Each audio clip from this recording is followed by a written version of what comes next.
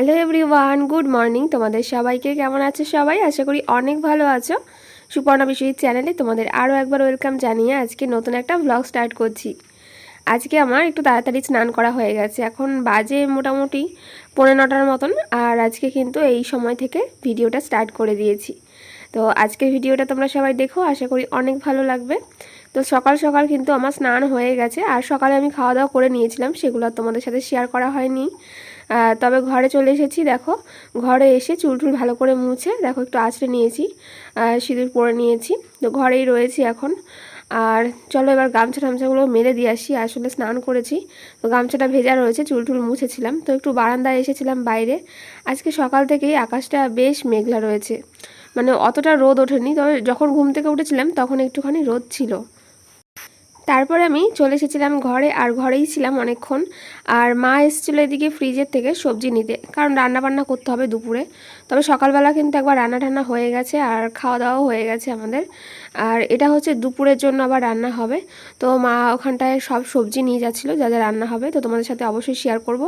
তারপরে দেখো এখানটায় জল ভরে নিচ্ছিল, যেহেতু বললাম যে আজকে মেঘলা করেছে। আর মেঘলা করলে জানো যে মানে কারেন্ট যদি হঠাৎ করে চলে যায় তখন তো আবার অসুবিধা হয়ে যাবে।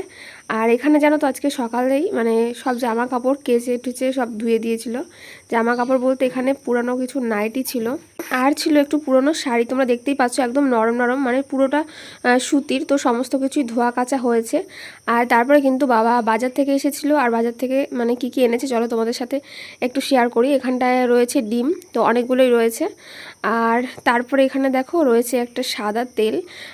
আসলে এই তেল দিয়ে মানে লুচি টুচি খাওয়া হয় আমাদের বাড়িতে, লুচিটা খেতে আমরা সবাই ভালোবাসি। তারপর এখানে রয়েছে পটল, গাঁটি কচু।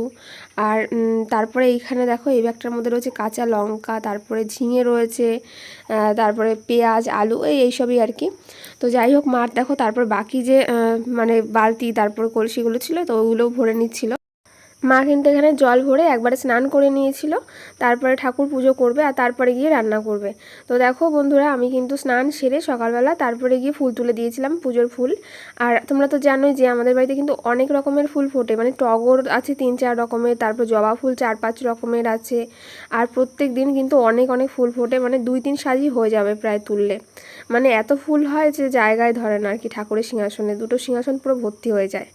যাই হোক, দেখো তারপরে কিন্তু মা পুজো দিচ্ছিল, আর আমি এখানে খেয়ে নিচ্ছিলাম ডাব। আর আজকে ডাবটা জানো তো পুরো কচি ডাব ছিল, মানে নোনতা নোনতা জল। তবে আজকে ডাবের মধ্যে শ্বাস ছিল না, শুধু জলটাই খেয়েছি। আর আজকে কি কি রান্না হবে চলো তোমাদের সাথে শেয়ার করি। তো ওখানে ডিম সেদ্ধ করা হয়ে গেছে, ডিম সেদ্ধটা আমি খাবো ওই জন্য। আর আলু কাটা হয়েছিল, তো আমি কেটে দিয়েছিলাম সবজি টবজি সমস্ত কিছু, আর মা রান্না করছিল। আর এখানটা দেখো আলু বরবটি ভাজা হচ্ছে পেঁয়াজ লঙ্কা দিয়ে, একটু পেঁয়াজ কুচি দিয়ে লঙ্কা কুচি দিয়ে, তো আলু আর বরবটি আজকে ভাজা হচ্ছে। আর এখানে দেখো কচুর লতি রান্না হয়েছে, আর তার সাথে হয়েছে ঝিঙে দিয়ে আলু দিয়ে জ্যান্ত মাছের ঝোল। আর তোমাদেরকে তো তখন দেখালামই যে বাজার থেকে আজকে কিন্তু ঝিঙে আনা হয়েছিল, তো সেই ঝিঙে দিয়ে আলু দিয়ে মাছের ঝোল করা হয়েছে। আর একটুখানি বড়া ভাজা হবে, তো বড়াটা ভাবছি আমিই করে নেবো। মা বাকি রান্নাগুলো সমস্ত কিছু করে নিয়েছে, আর ভাতও করা হয়ে গেছে। তো আমি দেখো এখানটায় কিন্তু ঘরের মধ্যে বড়াটা করে নিচ্ছিলাম। তো বন্ধুরা, তোমরা অনেকেই জানো যে আমার কিন্তু ডেলিভারির আর কিন্তু খুব একটা বেশি দিন দেরি নেই, অল্প কয়েকটা দিনই রয়েছে, মানে 2 সপ্তাহের মতন রয়েছে। তো ভাবছি যে একটু আর কি গোছগাছ করব। গোছগাছ করবো বলতে আসলে কি কি নিয়ে যাব না যাব, কি কি লাগে না লাগে সমস্ত কিছু অবশ্য আমার জানা নেই যদিও।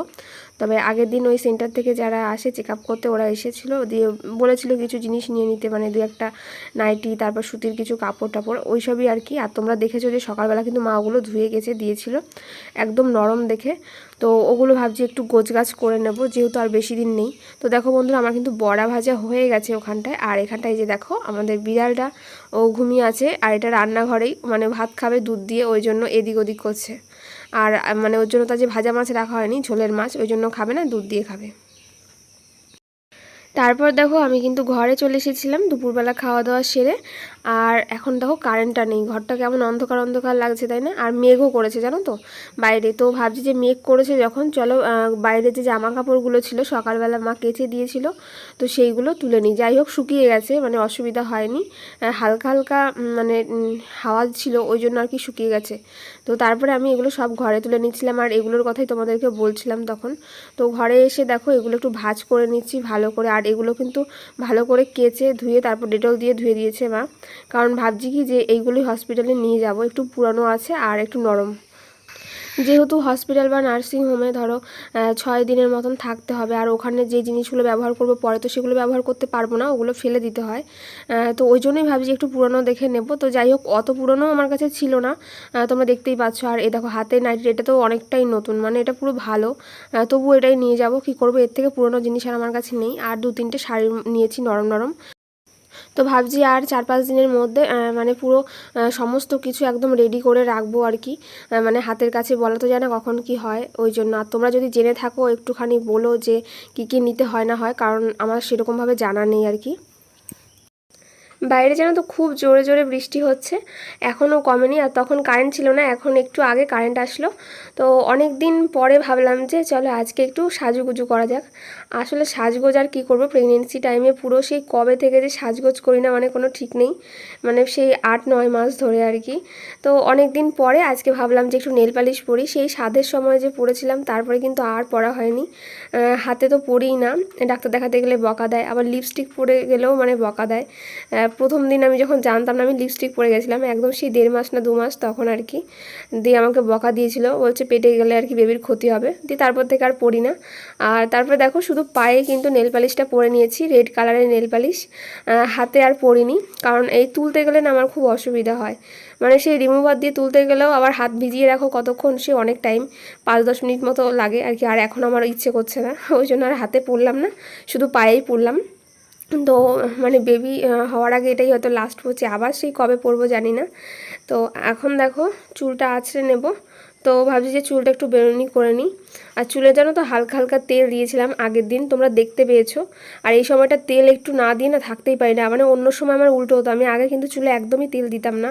আর এই প্রেগনেন্সি টাইমে উল্টো, মাথা ব্যথা ঘোরায়, তো দিয়ে হালকা হালকা করে চুলে তেল দিয়ে নিই।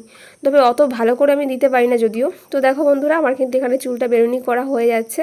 তো চুলটা একটু বেঁধে নিচ্ছি, তারপর ভাবছি একটুখানি শোবো, মানে একটুখানি ঘুমাবো, এখন কিছু করব না আর। যেহেতু বাইরে মানে হালকা হালকা বৃষ্টি পড়ছে, ওই জন্য। তো আর মানে একটু আগে প্রচণ্ড জোরে বৃষ্টি পড়ছিল। আর এখন দেখো জানলাটা খুলে দিয়েছি, একটু হালকা হালকা হাওয়া আসছে, বেশ ভালোই লাগছে। তারপর অনেকক্ষণ বেশ শুয়েছিলাম, 1-1.5 ঘন্টার মতন শুয়েছিলাম। আর আজকে কিন্তু বেশ ঘুমটা ভালোই হয়েছে। অন্যান্য দিন বলি যে আমার ঠিক করে ঘুম হয় না, তবে আজকে মানে বিকেলবেলাটা কিন্তু ভালোই ঘুমিয়েছিলাম। আর দেখো তারপরে উঠে গেছিলাম, এখন বাজে মোটামুটি 5:30টার মতন। তারপরে গিয়ে ওই বিছানাটা গুছিয়ে নিচ্ছিলাম, ওই শুধু বালিশ দুটো একটুখানি গুছিয়ে তারপর বিছানা চাদরটা টেনে টুনে দিচ্ছিলাম। আর তারপরে দেখো আমার পেয়ে গেছে জল তেষ্টা। আর আমার জল মানে একটুখানি বাদে বাদে আমার জল খেতে হয়, মানে নয়তো খুব অসুবিধা হয়ে যায়, মানে গলা শুকিয়ে যায় মনে হয় যেন। তো জল খাওয়া নিয়ে আমার কোনো সমস্যা নেই। আর তারপরে দেখো সন্ধে হয়ে গেছিলো, মা দিয়ে সন্ধে দিয়ে দিয়েছে। আর দেখো এখানে নিয়ে বসেছি ফুচকা। তো ফুচকা খাবো আজকে, অনেক দিন বাদে ইচ্ছে হলো। তো দেখো ফুচকার এখানটা টক জল, আর সেরকম কিছু নেই ফুচকার মধ্যে, একদম সিম্পল আর কি। তো সেরকম মানে এক গাদা কোনো মশলা মশলা দিয়ে খাইনি। তারপর দেখো সন্ধে হয়ে গেছে, ফুচকা টুচকা খেয়ে তারপরে আমি বসে পড়েছি ঘরে।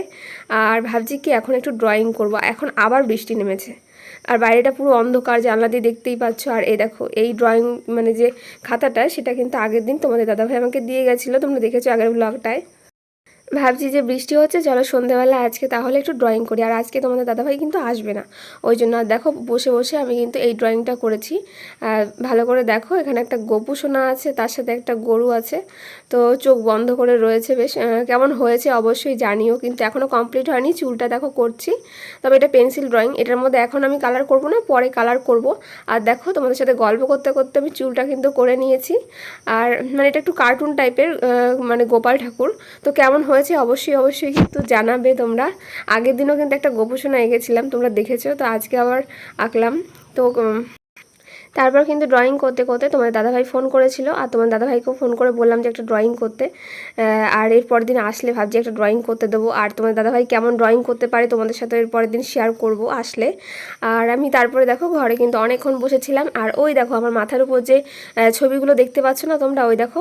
তো এইগুলো কিন্তু সেই আমার বিয়ের আগে, মানে এগুলো অনেক বছর আগে, 4-5 বছর আগে ড্রয়িং করা আমার। ওখানে দেখো শিব ঠাকুর ড্রয়িং করেছিলাম, গোপাল ঠাকুর, তারপরে একটা পাখির এরকম ওইটা হচ্ছে কেটে কেটে বসিয়েছিলাম, ওই ড্রয়িংটা ওই টাইপের। আর এখানেও আছে মোটামুটি ঘরে আমার অনেক কটাই আমার হাতে ছবি আঁকা রয়েছে, তবে এগুলো সেই অনেক বছর আগেরকার। আর বিয়ের আগে সেই ড্রয়িং করতাম, তারপর তো আর সেভাবে করা হয় না, আর এই 2-4 দিন ধরে করছি একটুখানি। আর তারপরে দেখো রাতের খাবার কিন্তু খেয়ে নিয়েছিলাম, আর রাতে মশারিটাও টানিয়ে নিয়েছিলাম। আর আমার জন্য তো প্রচণ্ড ঘুম পেয়েছে আজকে, তো ভাবছি যে তাড়াতাড়ি শুয়ে পড়বো। আর ব্লগটা আজকে এখানটাই শেষ করছি, তোমাদের সাথে আবার কিন্তু আগামীকাল দেখা হচ্ছে নতুন একটা ব্লগের সাথে। ততক্ষণ তোমরা সবাই ভালো থেকো, সুস্থ থেকো।